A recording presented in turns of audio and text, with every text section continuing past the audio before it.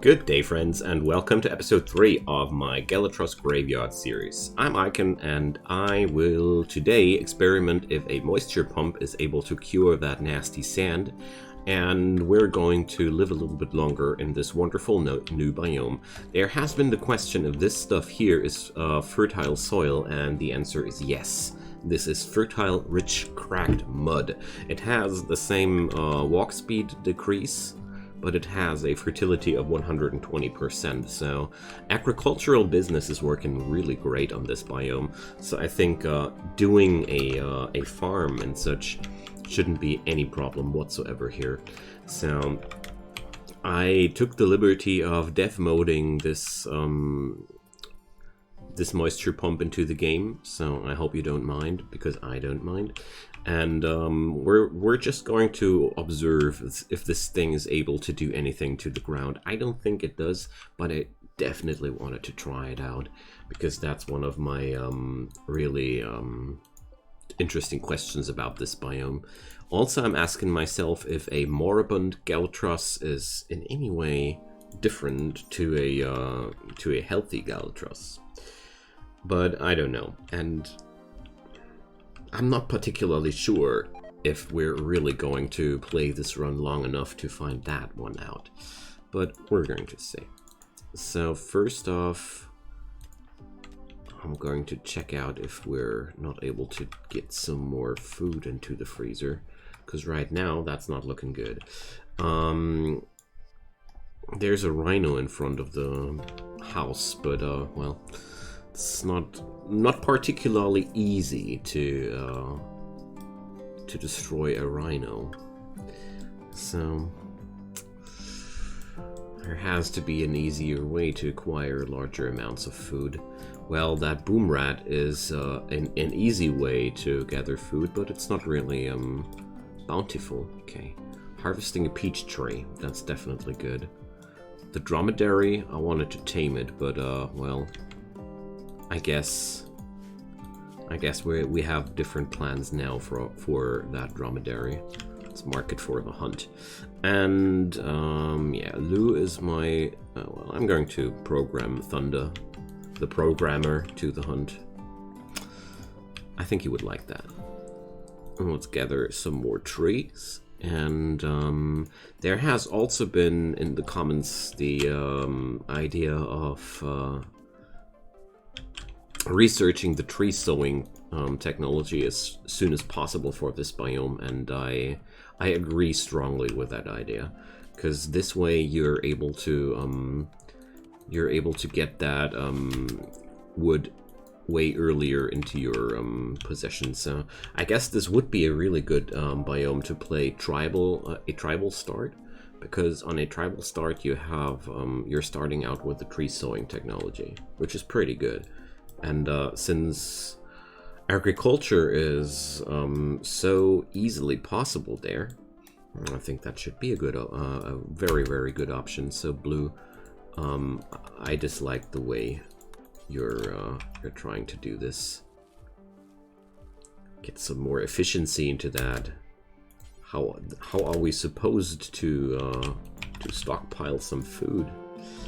Okay, so the rhinos are plentiful, actually. So, well, Thunder is hunting. Good. There we go. That's gonna be some food. The ostriches, well, I have to manually hunt them. It's way too dangerous to auto-hunt an ostrich, in my humble opinion at least. Oh, I think I want to have that. I'm pretty low on components right now, and it's always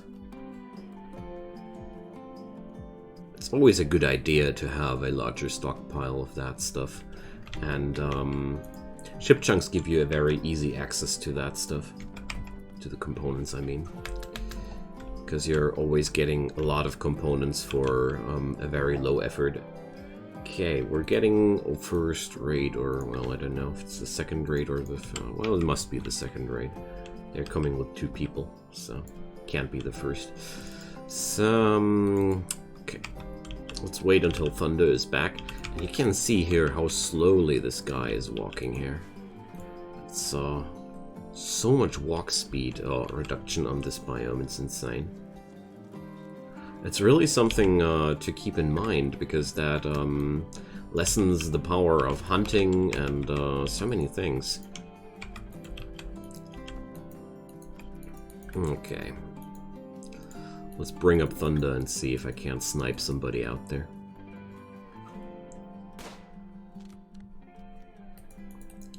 Guy was a good shot, wasn't he? Yeah. Lou, well, she's a decent shot too. Let's get her closer. I really like to provoke those guys like this. Hiroshi, oh, major food poisoning. Well, shouldn't be expecting too much from Hiroshi then. So I'm going to use Tomo as my kite and Blue as my bodyguard. Hiroshi will be, well, playing a secondary role if necessary. So that's one of the famous situations I don't get in this game, where your enemies are just accepting to get destroyed. There we go. Why is this guy... Ah, tough. I was like, so taking so little damage from every shot. Tough is a flat damage reduction of 50%, so it's very, very good to be able to attack this guy beforehand. I mean, melee 8, tough. It's really scary. Yeah, now they're beginning their assault. Good job. So I'll whip up Tomo and just run, just run. Attack Tomo. Come on, attack Tomo. Fool. How dead are you? Only... We're going to die in 7 hours. So, is there any good doctor available right now? Going to bring... Well, it's going to be Lou. I want to stabilize that fella right where we're at. So... this decrease in move speed on this biome is really, really challenging, I think. It's one of the most challenging aspects of this place, in my opinion. Because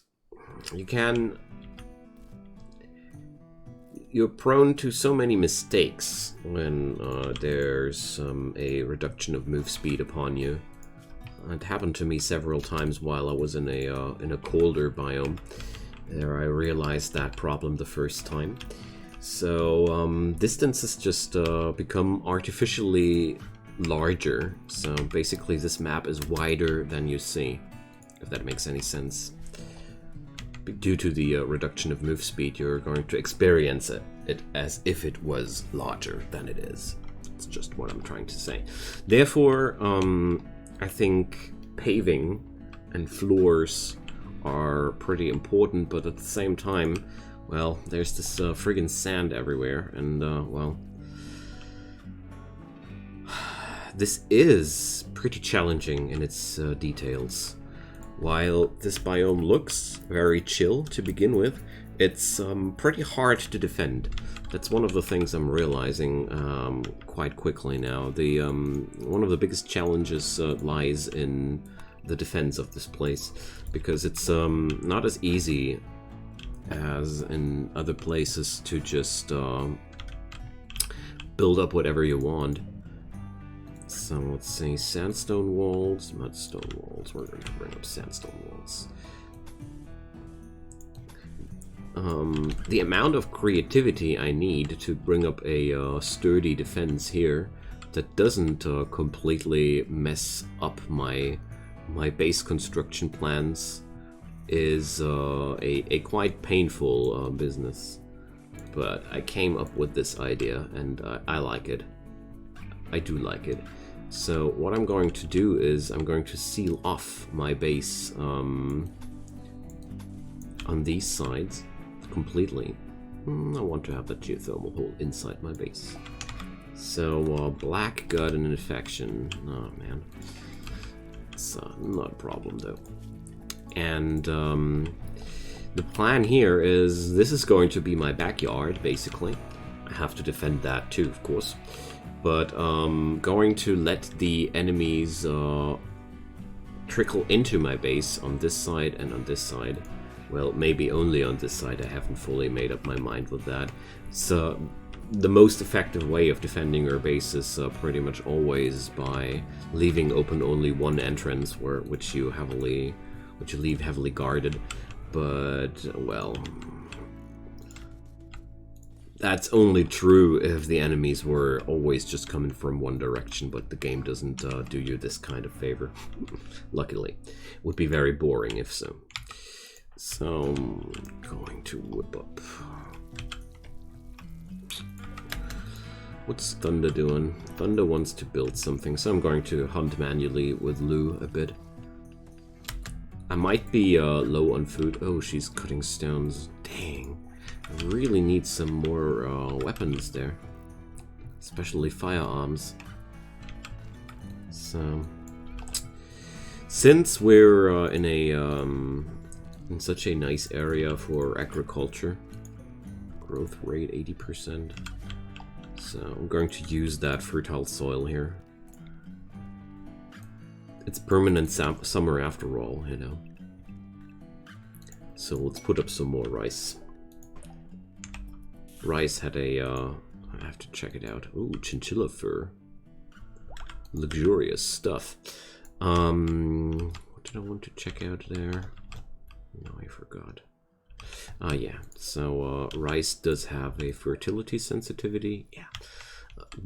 Don't plant anything that has no fertility sensitivity. Like, there are a few plants. Potatoes, for example, they only have a very reduced fertility sensitivity. Therefore, they are better on bad ground, but, well, you get more speed increase with different plants. There we go.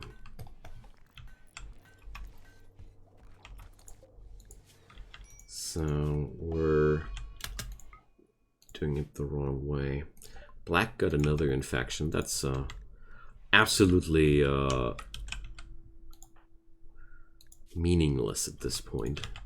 So yeah, I want to have my passionate people doing this. All right.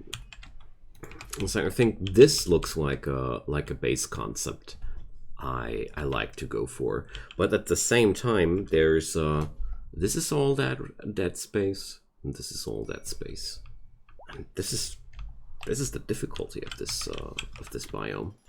There's so much bad space here, which well, let's see. We're going to witness if the moisture pump can do anything here, but I don't expect anything. Lloyd's poor travelers. Lloyd and another desperate refugee are approaching. Is there enough room here? Well, rooms are definitely large enough to support more people, so 4.6 days. Okay. How will I do this? I feel like going for this idea. I like that. Just increasing the amount of rooms there. Oh, that's not compatible with my venting system though. Too bad. Well, whatever. We're going to build up some barracks here. It's fine. Some need more wood. So let's oh no, I don't want to cut the anima tree. That's some mean business other people can do. Alright. So I'd say there's absolutely enough wood on the map to do doors with, but not much more than that. So forget any thoughts of using that stuff for power production, because it's not going to happen. A rough-plated monitor is hunting thunder. Okay. I didn't realize there was a predator on the map. Okay. So, what's that beastie? So, monitor lizard adapted to life in extreme conditions. Their whole body and metabolism are adapted to environments of higher than normal acidity, thriving around acidic volcanic lakes with a water pH of 2 to 3. This immunity to acid allows them to prey on other creatures that use acid to deter predators. Okay, man. Still gonna shoot you.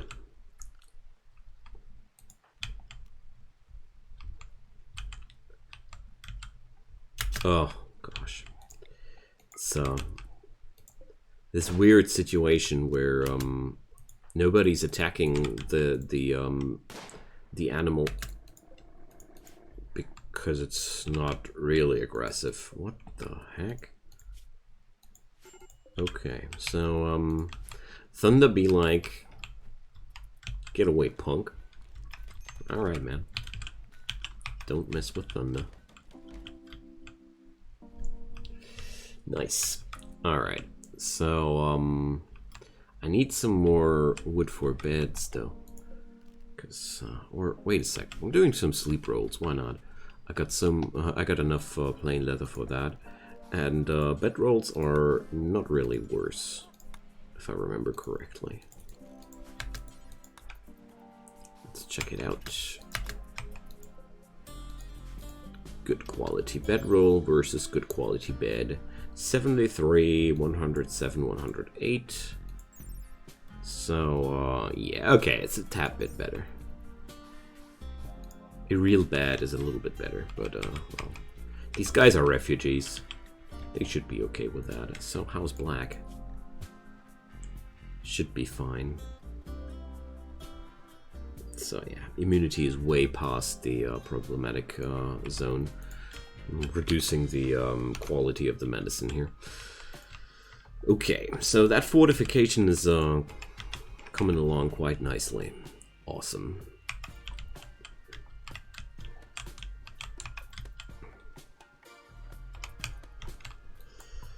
So, great devourers, they're a joke. These beasties are so weak. And we're still low in food though. That's something that hasn't changed after all. So, is there nobody really, come on, Hiroshi. We gotta do the agriculture, my man. And apart from that... So, yeah, I think I'm going to build up some doors here. Seal off this corridor and leave open this corridor as the main entrance to the base. I think I'm going to deconstruct the this zone here entirely at some point, and I'll just accept that this is going to be the entrance to the base. That means I'm going to remove this wall here and yeah. Get this as my main combat zone. That should be just fine. But decisions like these, they are so unimportant during the early game, because most of the time my gameplay is revolving around decisions in combat, if I attack my enemies or not up front, because most of the time attacking your enemies proactively is the smarter choice and gives you the upper hand. Those combats where you have to fight carefully and lure your enemies into your defenses, that happens all later. That's not how the early game of Rimworld wants you to play, or needs you to play, unless you're on a insane difficulty level. But that's another story. That's a completely different story, though. So, Tomo, not assigned to crafting. I think it's time to greet those travelers here. So, what I do enjoy, notice though, is that I extremely enjoy playing on this biome. Why? Because it's very challenging in detail, and that's, to me, a very fun experience. Like having a lot of micromanagement to do with these little things is extremely fun to me. extremely fun, because that gives you the feeling that building this place is an achievement, and that's always a good feeling. If you sense some achievement while constructing somewhere, when you're like, yeah, that's it. Just like I had the feeling with these walls when I finally wrapped my head around a concept of defense for this map. So this is really good. This map challenged my my sense of base design, and that's cool. That's what I really like about that. And having those Gallatrosses as a late game promise, it's also pretty cool. I really think, yeah, I'm getting more and more convinced and excited about those alpha biomes in general. I'm a big fan of the Alpha Animals mod since, well, I don't know how long. Months? Years? What's the time? I didn't count. But, yeah, the Alpha Biomes mod pack so far delivers whenever I pick the biomes up. The only one I didn't like as much yet was the Propane Lakes biome, but let's be honest, Propane Lakes is meant to be a pain in the rear. This is not meant to be a pleasureful and fun biome to begin with. That I don't think that was on the package when I ordered a ride on the Propane Lakes. So therefore, I'm okay with this problem the biome has, you know. So what I'm not okay with is that I'm having a base full of melee guys. Like I'm not having any guns or something like that. And everybody's punching in case of combat. It's making me a little bit nervous, you know. Okay, so I'm going to hunt a bit now. Oh yeah, Lou can just word of trust this guy. I remember she got this amazing skill. This is a really cool spell. But I gotta wait until Black is back healthy. Oh. It's not gonna take any much longer there. Okay. Nice. Definitely one of my more favorized biomes so far, which surprises me a bit because I didn't feel that that comfortable with the biome when I began playing here. So that's good. It's really good. So I would really say we're going to do one more episode and then we're good to go. Because for everything else, we would be needing a way longer... Hiroshi tried to track Tomo. Okay. Hiroshi is married to Dixon, but... where is Dixon now? So let's build them a double bed and let them enjoy their affection for each other. I guess with the next episode I have a summary of this biome because, well, I don't see any particular big surprises here anymore lingering around because that's it. I'd say it's a pretty cool place if you're up for a long-term investment, but well, I would consider it a arid shrubland with extra difficulties. The summary somebody gave there wasn't exactly wrong, but I felt like it. Well, this place is a little bit more than just an arid shrubland. And I would strongly advise to play with the Bones mod. I think for the next episode, I'm just going to try and enable the Bones mod and see what it'll do. I got it reinstalled because some very nice person decided to continue the mod pack. Ooh, look at that! This looks quite. Doesn't it that look like it's changing beneath the moisture pump? I'm really curious about that one. So if we could moisture pump this area though, that would be really cool.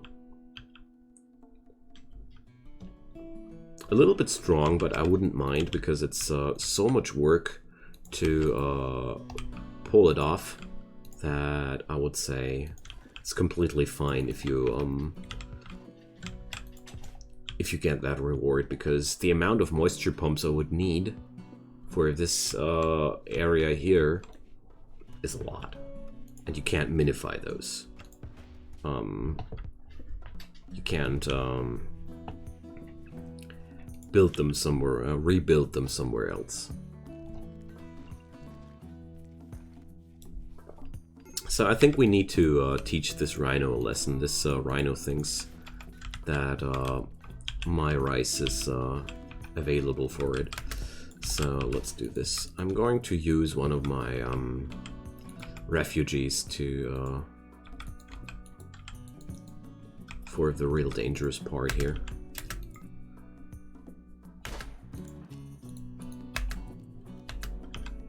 There we go. Ellie is going to kite that if necessary. There we go. Run, Ellie, run! Didn't expect it to turn aggro that quickly, you know. That's why I did a horrible mistake to begin with. Okay, there we go. There's fresh rhino on the plate today. I heard you guys were hungry. Come on, Lou. Don't eat that crap. Leave that to other people. I don't think the cook deserves to eat bad food. Alright.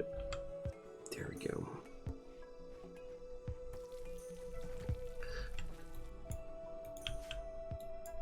So, this whole place is a pretty chill pill, but I definitely like it. I definitely like it. But to be completely honest, I think the real big fun aspect of this biome begins somewhere later down the road when you're really able to hunt those Gallatrosses and have a big bad fortress out here and such things. Before that, I think you're still with a yeah, well, these. Okay. These biomes always are a little bit tricky to begin with. Why can't I do this? Somebody care to explain? Ah, because blue is already on it.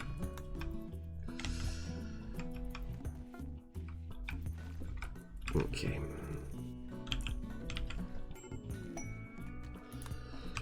There we go. That's that. So the big questions remaining are, does the moisture pump do anything for me? And a part of that, well, it's time to whip up the summary of this biome on the next episode. Ah, yeah, and the bone question remains. But apart from that, I don't know what would be left for an episode 5. But well, I'm definitely open for ideas.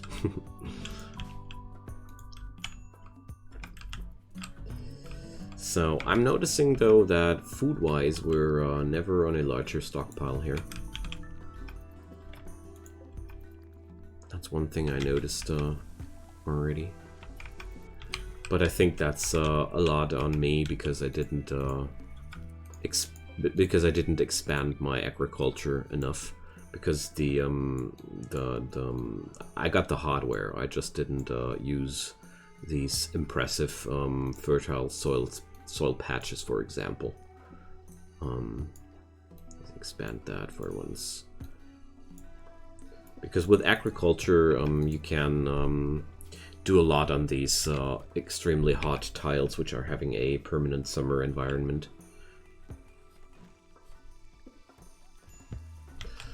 So, but hunting is obviously always an option here.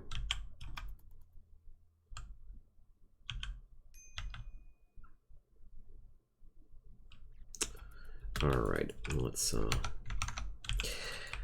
yeah, so that's that. Next episode, I already summarized what I want to do, and I hope you guys enjoyed the ride as well, because this is already the end of today's episode.